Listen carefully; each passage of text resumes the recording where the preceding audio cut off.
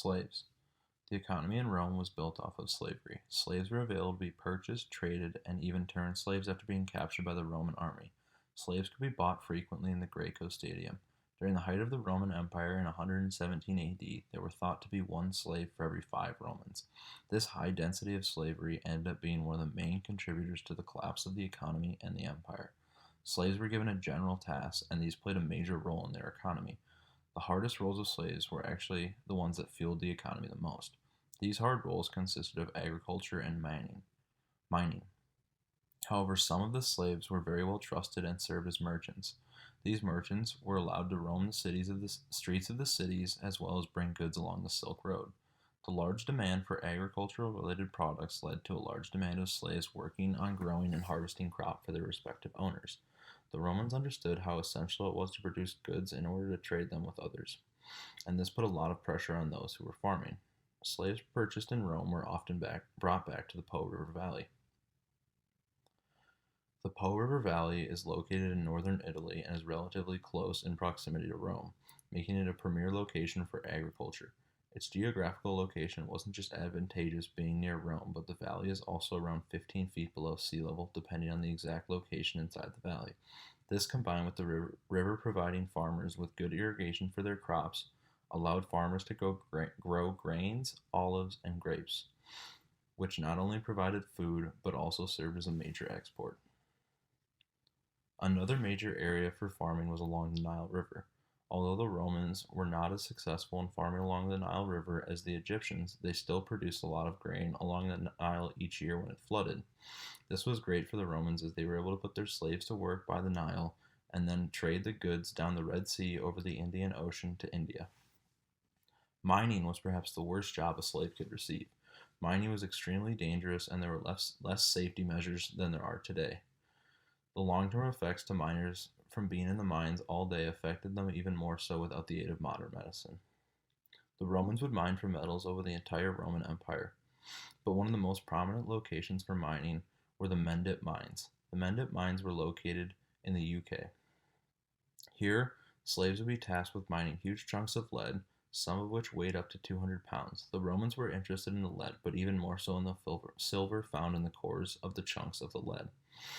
Silver was a common metal used in Roman coins, and these coins were in turn paid to soldiers who guarded the mines. Perhaps the most proficient mining area of the entire Roman Empire was the Los Meduelos mine. The Los Meduelos mine was located in Spain and was an open pit gold mine.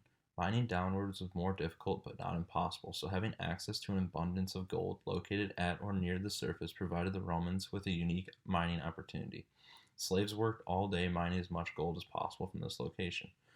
Once the Romans had mined all of the gold off the surface, they were forced to innovate, and they did so very well. They used a technique where they would apply water pressure to break away dirt and rock from harder under rock, unveiling more gold.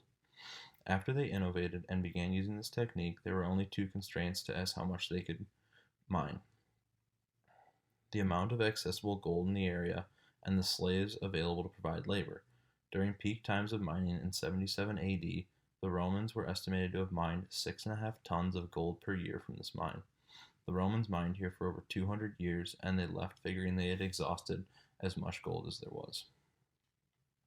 The slaves played a crucial role in mining, as they would be the ones who did the actual mining. Although the two mines mentioned here came to a close by choice on the Romans, the decrease in slave labor eventually would have led to their shutdown.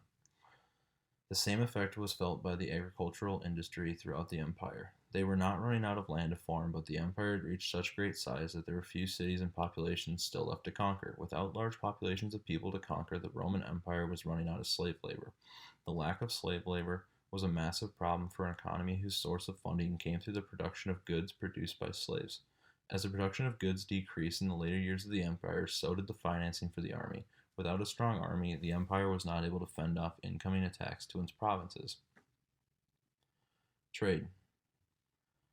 Slavery may have fueled the Roman economy, but Romans' ability to spread trade outside of the empire was the fire that allowed Rome to thrive for as long as it did. Although the Silk Road was originally built starting in China, the Romans were able to successfully use the routes and improve the roads and their ability to trade. The Romans made contact with the Chinese dynasty controlling the Silk Road to the east. Once this happened, trade grew with the empire. The Romans were able to make improvements to the roads and expand it. These branches allowed for provinces to trade to provinces as well as to trade to the east. Romans were known for their extreme interest in silk. Any silk found in the Roman Empire could be attributed to China. The Romans at one point assumed silk came from trees and proved their inability to produce it. This, along with other goods coming from the east, gave the Roman Empire a lot of demand. This demand meant that they were producing goods not only for themselves but also to pay for the imports they desired. The Roman Empire did a very poor job of managing how much they spent on importing goods.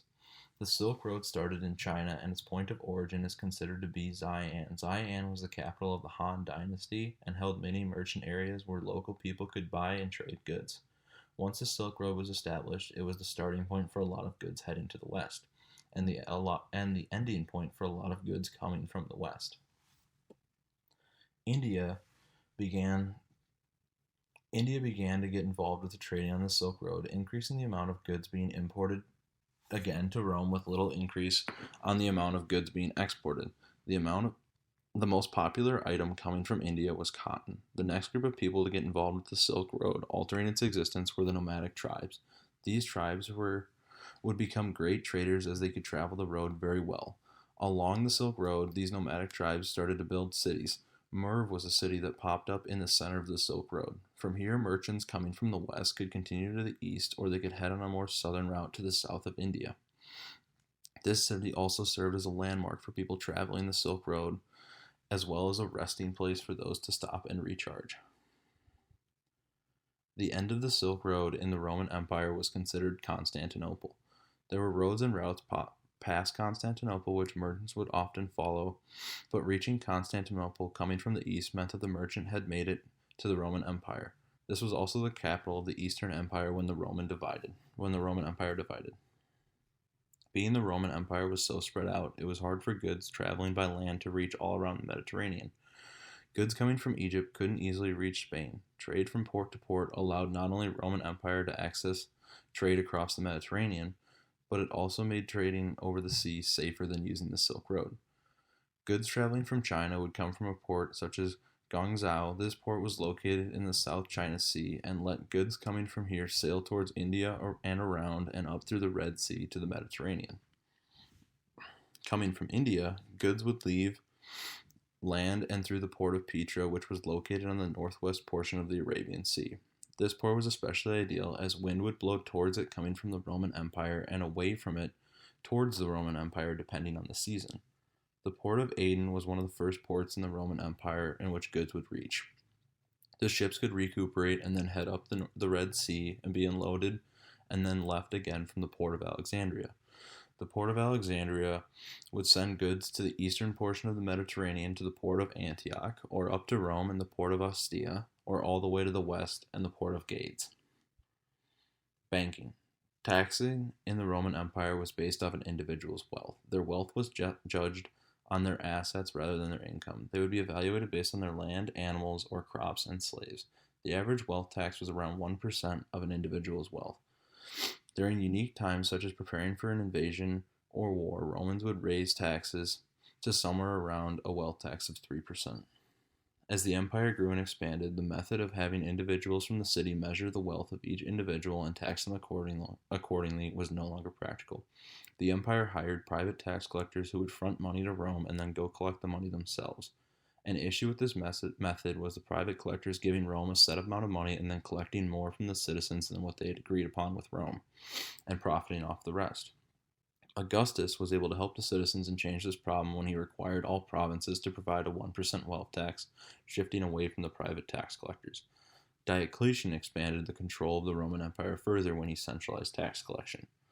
Along with being able to tax its citizens, Rome was able to mint its own money and provide storage for citizens.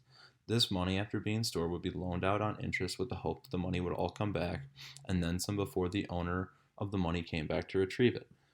The Romans introduced the first reserve system in their lending efforts, requiring that the banks would keep a percentage of its money in case people came back for their money. The Via Sacra was a location opposed to an actual building. Here there was a lot of activity inside of Rome. It contained temples and banks as well as a lot of shops and merchants. The Via Sacra was a street and could be considered the main street of Rome. This street was located inside of the Forum. The Forum was the area surrounding the Via Sacra, consisting of all of these shops and services. Inside of the Forum were three major financial service providers. One of the empire's mints for creating money was known as the Juno Montia. This building was a temple and revolved around money and protecting money. Two other temples in the Forum were the Temple of Castor and Pollux and the Temple of Saturn.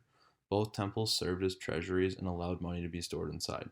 The Temple of Castor and Pollux served as a treasury for the state as well as a meeting place for the Roman Senate. The Senate would discuss financial ideas and assist in implementing new policy.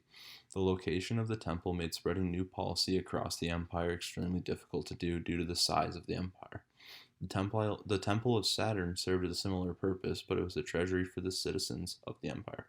Again, the location served to be problematic as it would take a long time for some to travel to the Forum depending on where they were coming from.